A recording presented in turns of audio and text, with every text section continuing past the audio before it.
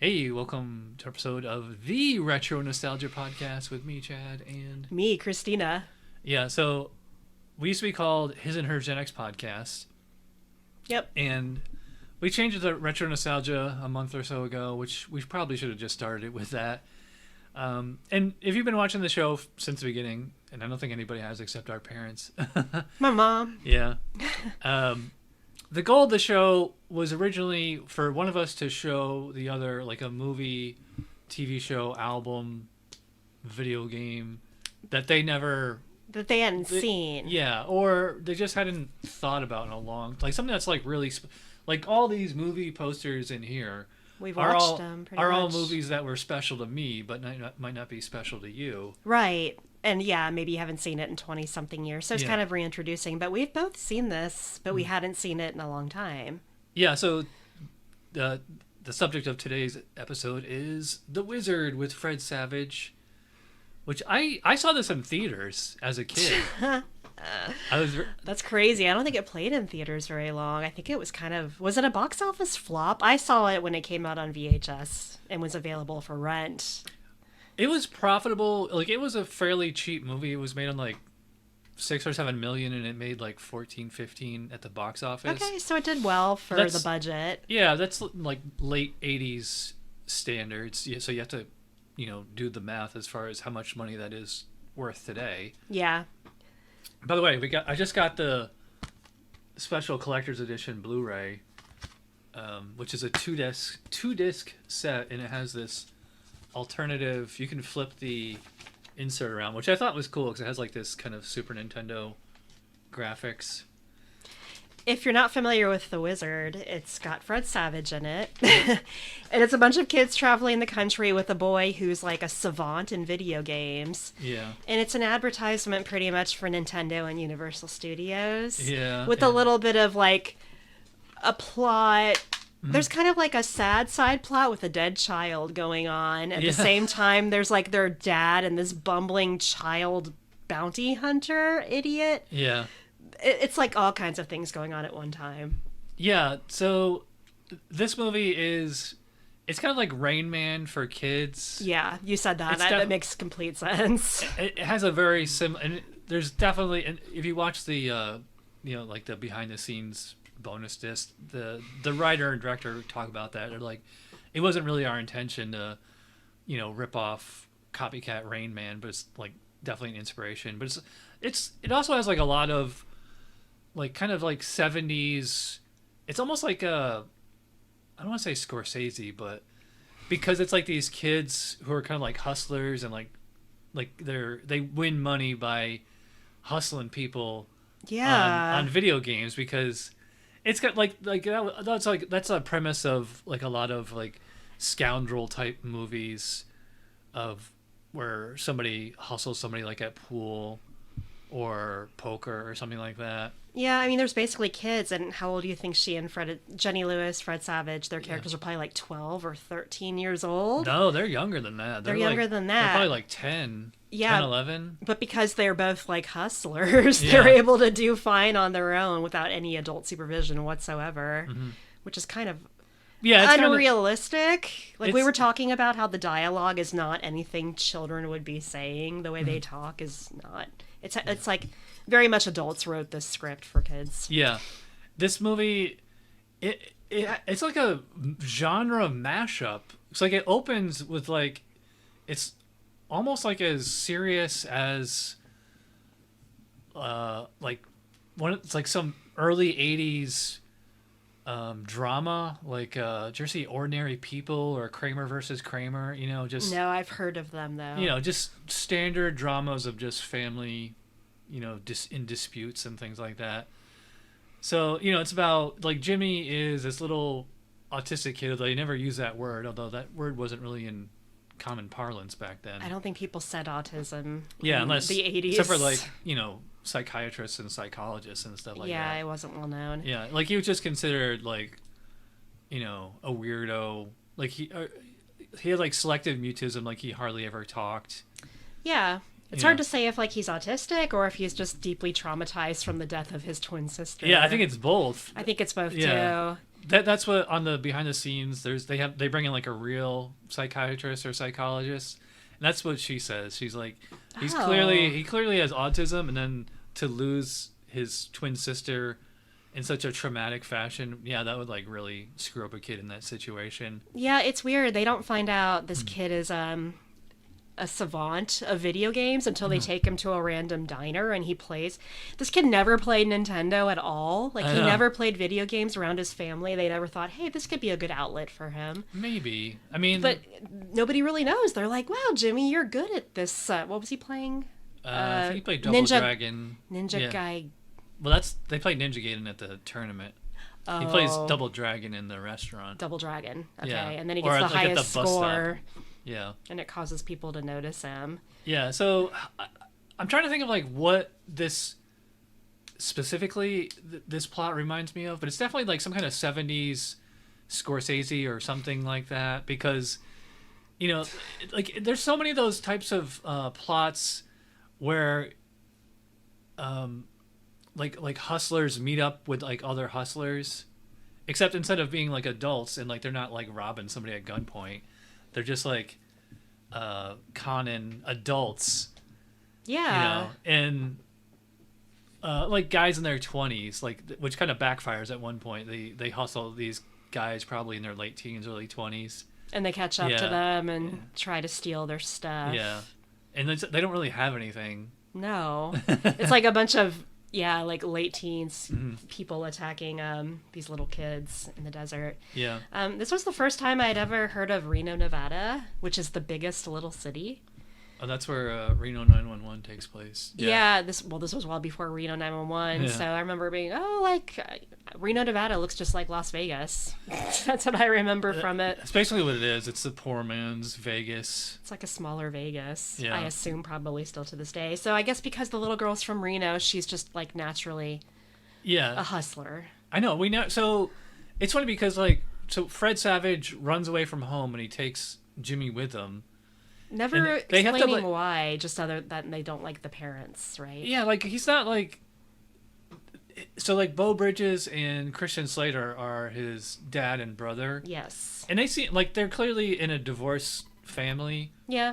And they have to kind of like crowbar in that, Jimmy is only his half brother and that he lost, and like they had a twin sister who died and she drowned or something. I forget exactly. Yeah, she drowned in a river. Yeah, so like it starts out like with this dramatic, I don't know, like a good 10-15 minutes. Like there's nothing funny happens until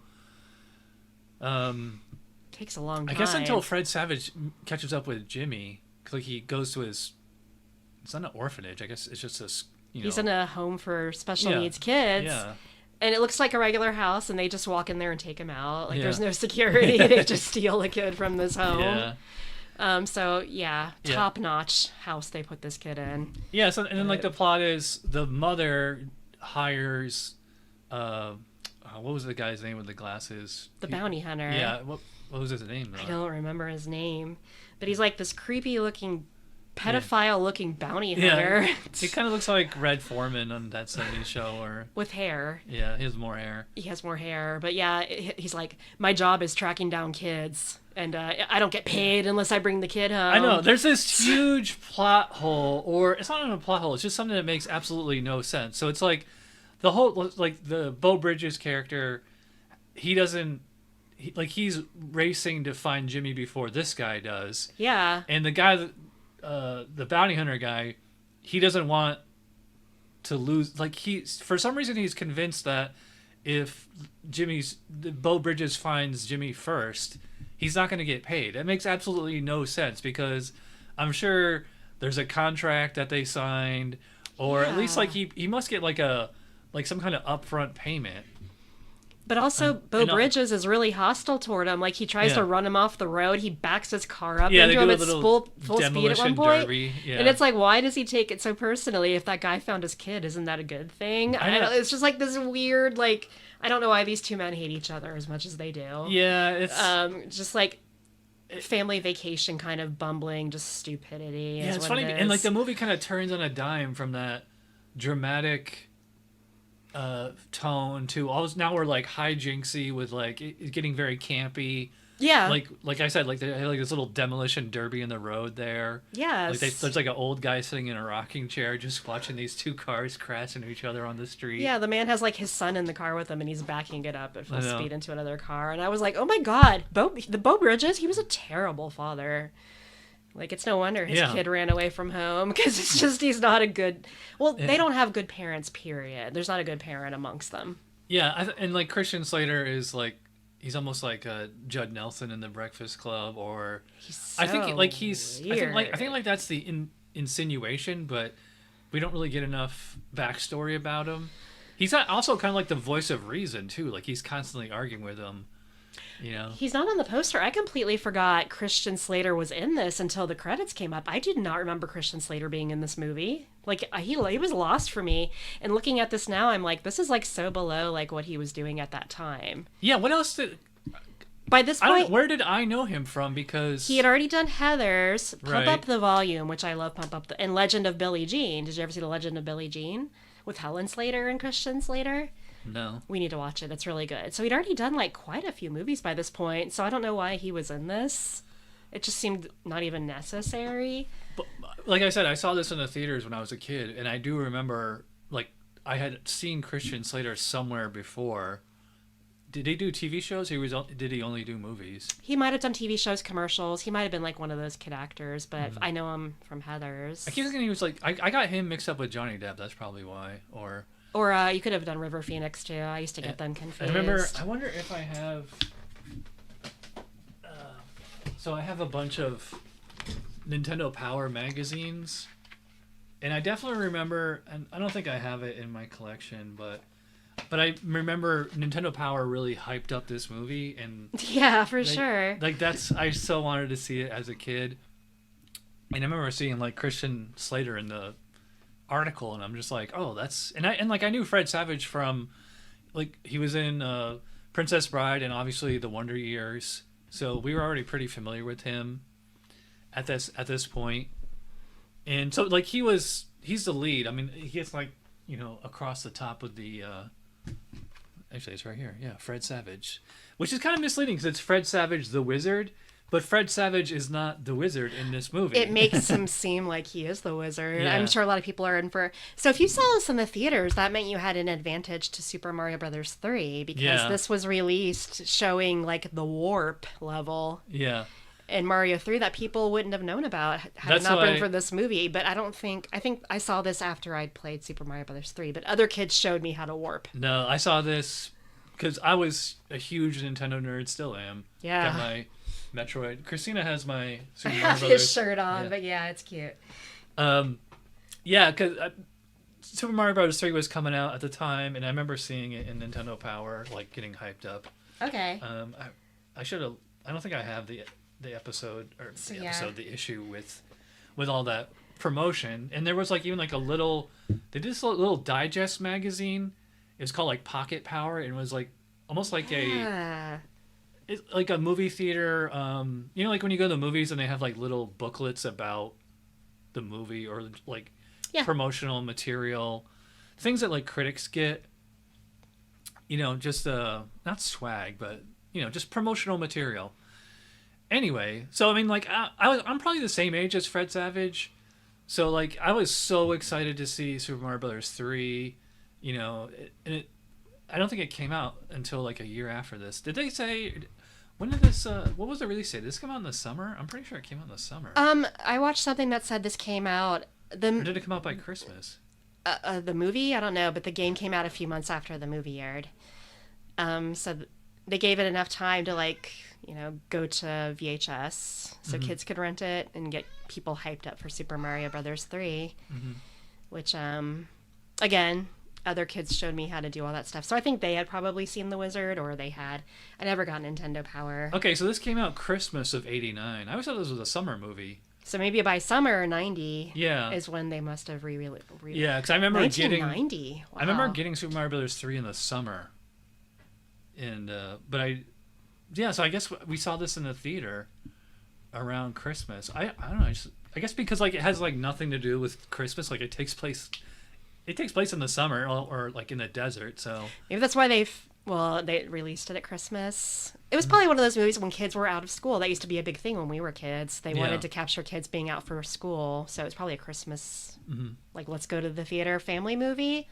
Although I can't imagine my parents like taking me to see those and sitting through it. They would have had no clue what was happening with the video games. There were so many movies that me and my best friend Matt at the time, or even me and other friends, like we would have our parents bring us to the movies that they had like no like. And also, I remember going with Matt and his parents to see Teenage Mutant Ninja Turtles, and like their parents just fell asleep, so they had like no interest, Yeah. And like I don't know, so 1989 it would have been 12, 13. Yeah, 13. Yeah, I guess, yeah. I was 10.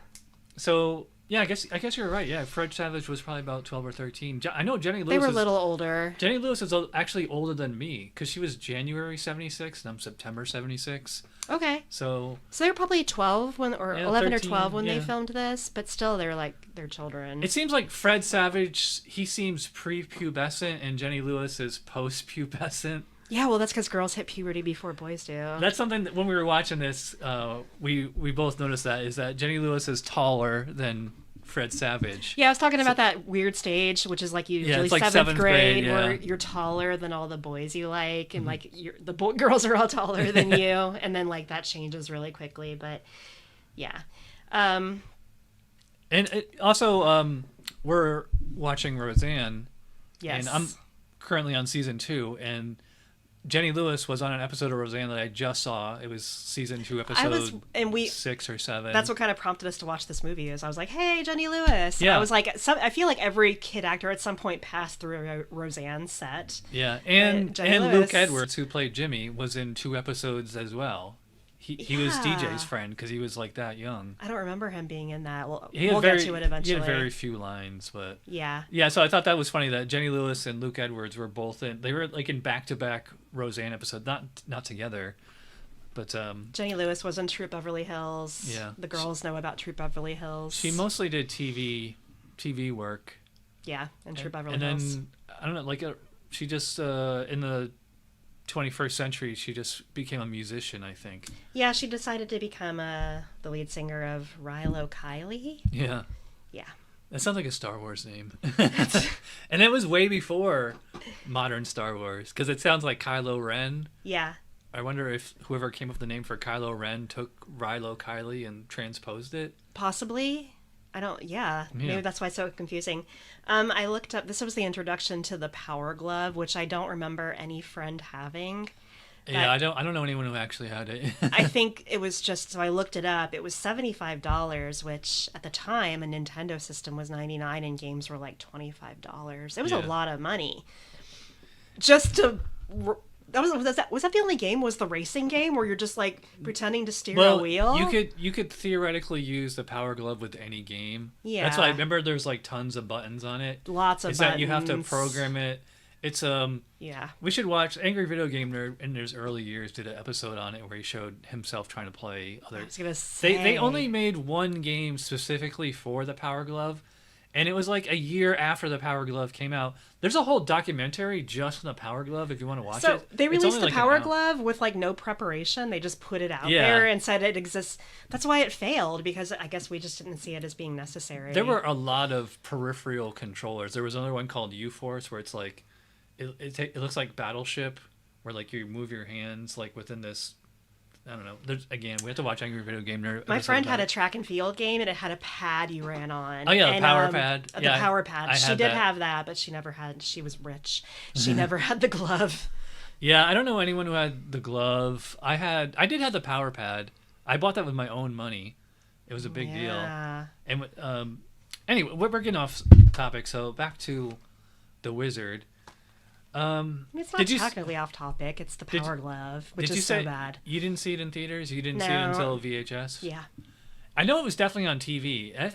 You know what's funny is I think like most, if not all the movies in this room, a lot of them, like I probably saw in the theaters, and then back in the 80s and 90s, you didn't really have the option to buy it on VHS, except for like really big deal movies like Batman or Back to the Future. Like you might get one of those for Christmas, but otherwise, like they were just for rental only. So it's like if you wanted to actually buy the movie, it would cost like $100 or something. Yeah.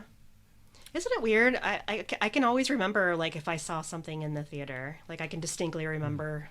Like, I saw Roger Rabbit in the theater, Bill and Ted, but not The Wizard. You know what's funny? I can remember watching movies on TV because I remember, like, the stupid voiceover where they have to sub out all the swear words. Like, to change, like, damn to darn, you know? Yes. Oh, you mother... They were always so funny. Did you ever see the Die Hard TV version? It says, yippee-ki-yay, melon farmer. No, but I used to be obsessed with The Great Outdoors, the John Candy movie, and I would rent it all the time. And then they put it on TV, and there's a scene where the family's saying "blow it out your ass," and they change it to "blow it out your kazoo." Yeah, and like every person. Yeah, I remember blow it that, out your kazoo. So yeah, I loved Bad. Yeah, it's like those. It's like those chopsocky karate movies from the '70s where they're voiced over with the English and like. The lips don't match. Yeah, not even and close. It's terrible acting. Oh God, yeah. You know what? Something we both noticed. We started playing this movie, and also we watched a Nostalgia Critic review of it too. It has maybe like one of the worst opening sequences.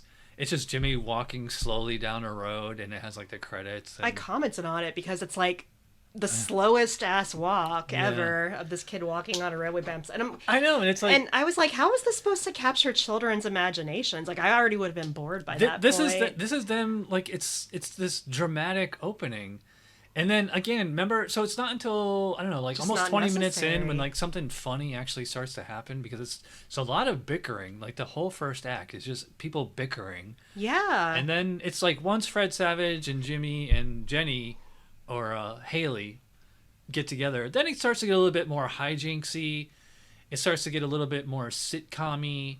Like there's a scene where like, so all of a sudden like they're making money and like Fred Savage has like his shades on and he's like, they're like in a casino, or well, I guess they're in an arcade and in a casino, and he's like, oh, here you go, toots, you know, like, you know, it's very I don't know, like he's like a gangster or something. Yeah, he's like just a dirtbag all of a sudden because he's influenced by the casino culture. Mm-hmm. I don't know. What'd you think of the soundtrack to this? I forgot. New Kids on the Block. They have 2 songs in this, and then I love that song, "Send Me an Angel." Yeah. That just goes. They play the entire song.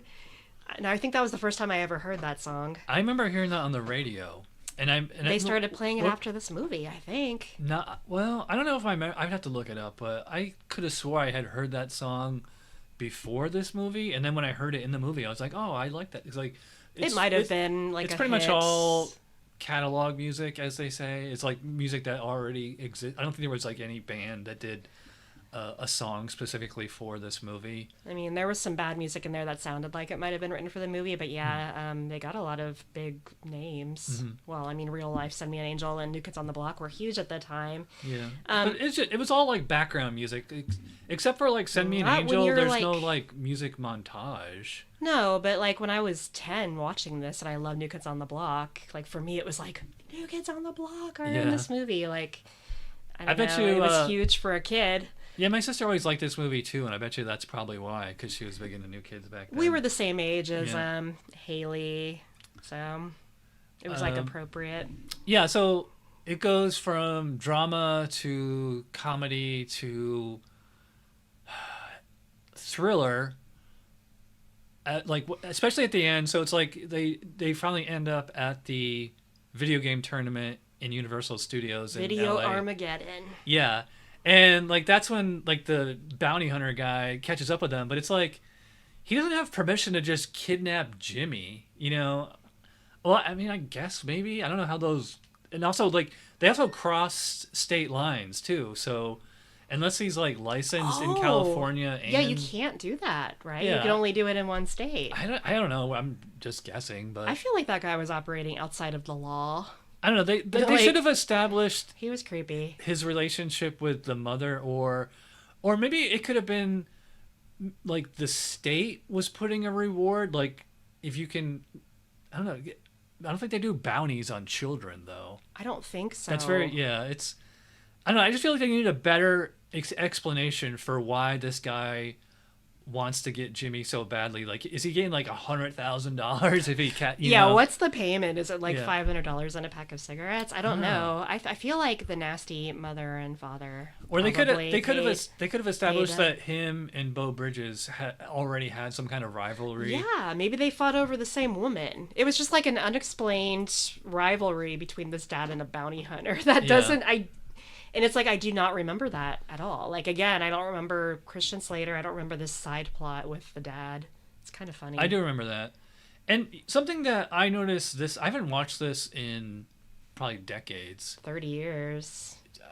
It's definitely been a long time. But Yeah. as a kid, I always remember this being very video game centric. And watching it as an adult, I'm like, there actually isn't a whole lot of video games in this, except, like, it's not like to me the plot seems more about like it being like a road movie, kind of like Rain Man.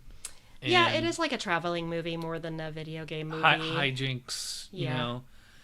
And but I mean, obviously, the ending with the whole video game tournament, you know, that was definitely very video game forward. But otherwise, if you watch it now, it's not, because like that was the big criticisms back then. A lot of the critics hated it. And I remember watching.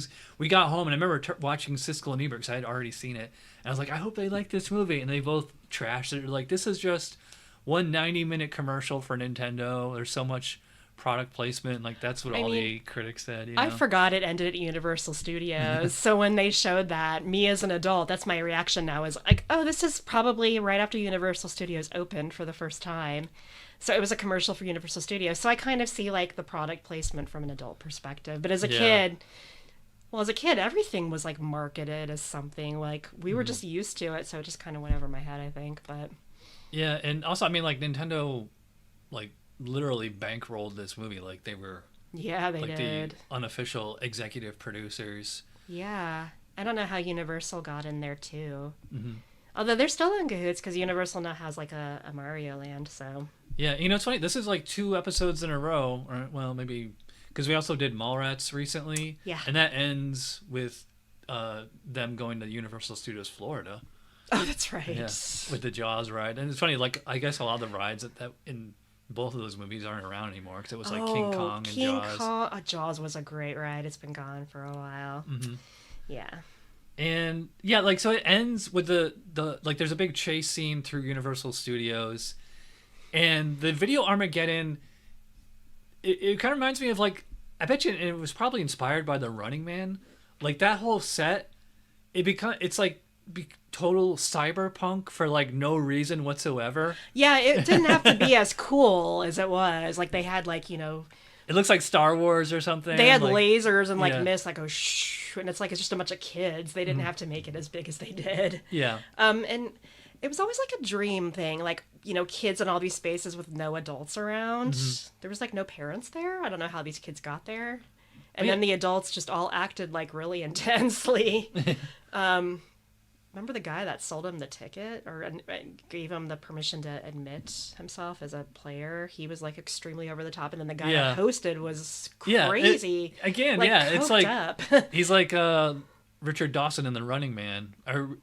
I think he's doing like Jack Nicholson in Batman. He's like, it's something. Or he's like Tim Curry almost. Yeah. I get like a very, in fact, I wrote that in my notes. I thought I get like a very Tim Curry vibe. Oh, you get like a Frankenfurter type of thing? No, just like just the way Tim Curry, it's like flamboyant and over the top is like, how I would describe it. As if the kids are Muppets and like he's interacting with Muppets. Yeah.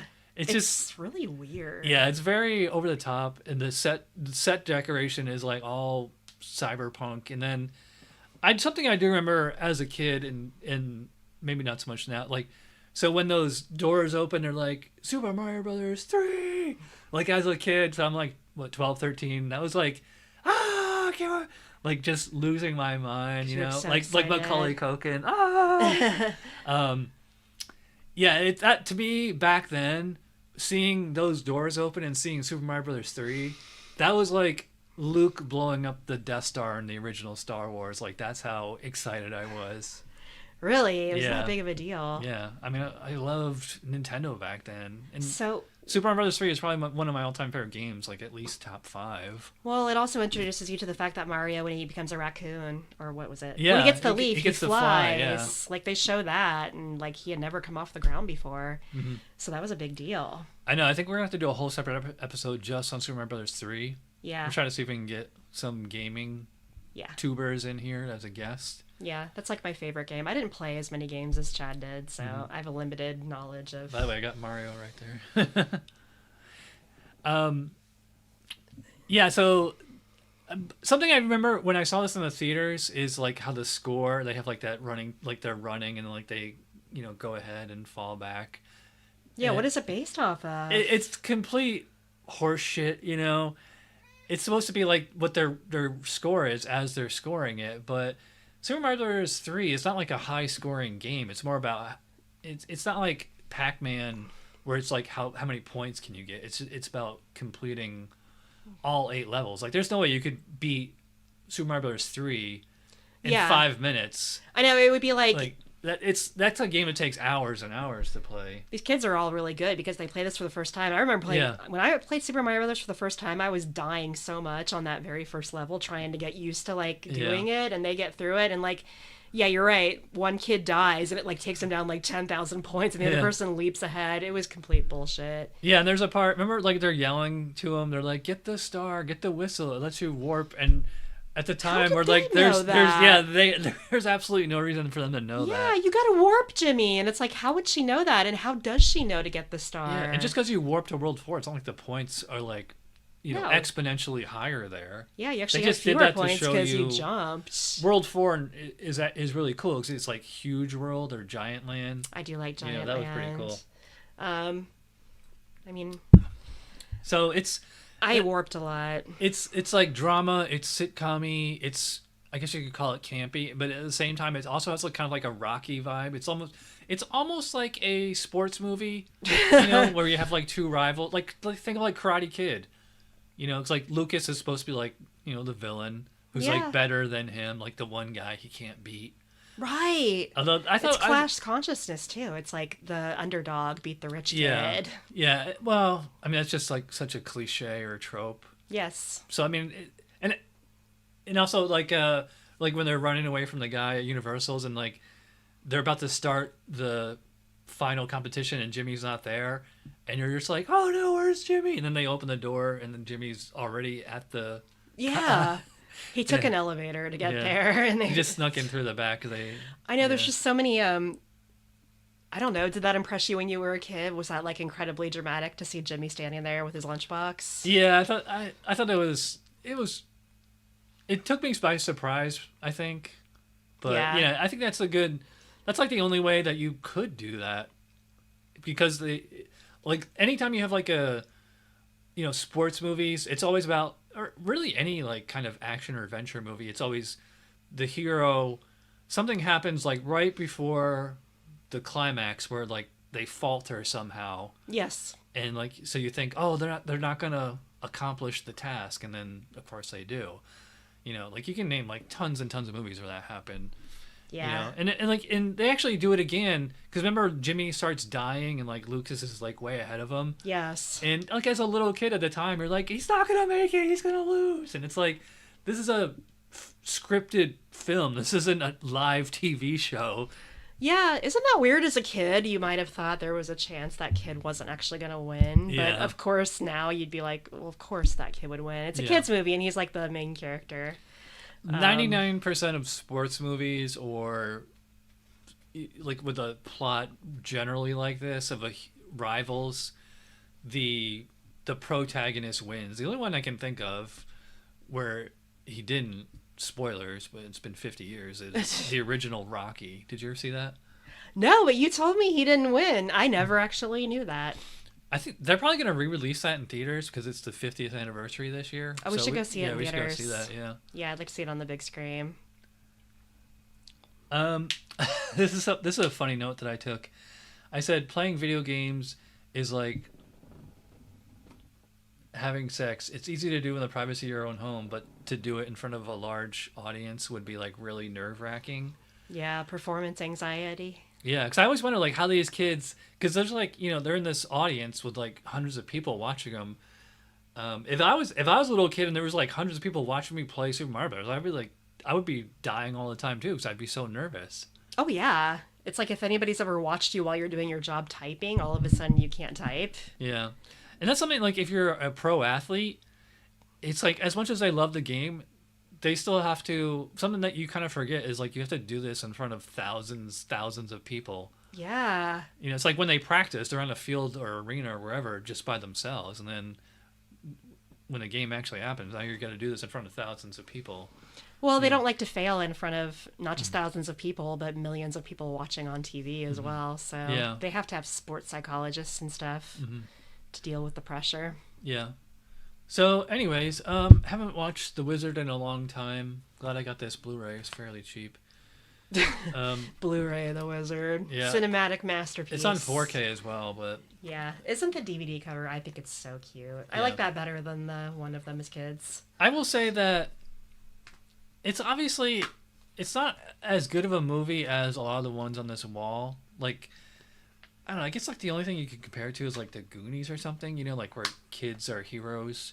Yeah. But I would say like the Goonies is definitely a better movie than this one. Oh, for sure. This one, it just has, I guess like you just had to be there. Like I can understand why critics trashed it, but it's not like it's stupid or boring or like insults your intelligence or anything. Yeah. Although there are a couple creepy parts. Remember the girl to get the bald guy, he gets Jimmy and then she goes, he touched my breast. Not even my boob, my breast. That's such an odd choice. And there's some there's creepy moments in this, honestly. That's something that we've been noticing since we started doing the show, is watching all these movies that like there's a lot of creepy stuff to it. Again, kind of like in Mallrats, there's a very creepy just with regards subplot in there. Yeah, with regards to like underage people. Yeah. For me, this is just pure nostalgia. Mm-hmm. It reminds me of being 10. It reminds me of that age, New Kids on the Block, playing Mario 3 for hours. So it's like purely nostalgic for me. I don't know if I would like this movie if I was born in like 2000. Yeah, I don't think it's a movie for adults. It's not really a movie for anybody outside of our generation, I don't think. But it's not like you said, you have to be there. This is a movie for kids that were like 10, 12 years old in 89. Yeah, but it's not like it's like, Teletubbies or something.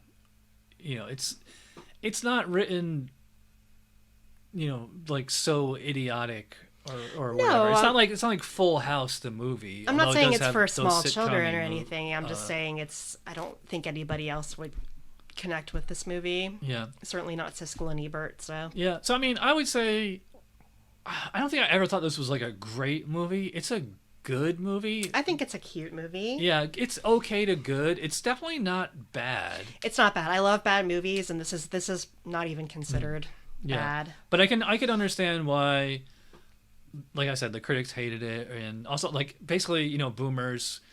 It's basically if you weren't our age at that time, you probably didn't like, or you probably just didn't even get this movie. That's what I'm saying. Yeah, you had to have been 10 or 12 in 1989 to like appreciate this. So, yeah. But yeah, I enjoyed watching it again. Well, maybe I'll watch it again in another 30 years. Maybe we'll do it once a year. Yeah, maybe we'll watch it at Christmas. We'll see. I mean, it came out at Christmas. So. What is it? 37. This movie's a 37-year-old movie. It came out Christmas 89. Yeah.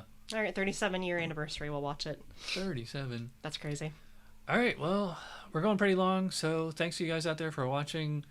If you're listening on the audio podcast, please give us a 5-star review on Spotify or Apple or please just throw a review out there. And write a comment too. Even if you just write like 1 or 2 sentences, it helps boost us in the algorithm. It definitely will, and it takes so long to get reviews on Apple, especially. Yeah. So it's funny. We've done so many crossover episodes with a lot of guests in the last month or two. We haven't sat down and done a review of just you and I together for a while, and we're probably getting another guest pretty soon too. Yep, so stick around for collaborations. All right, we're going really long, so let's wrap it up.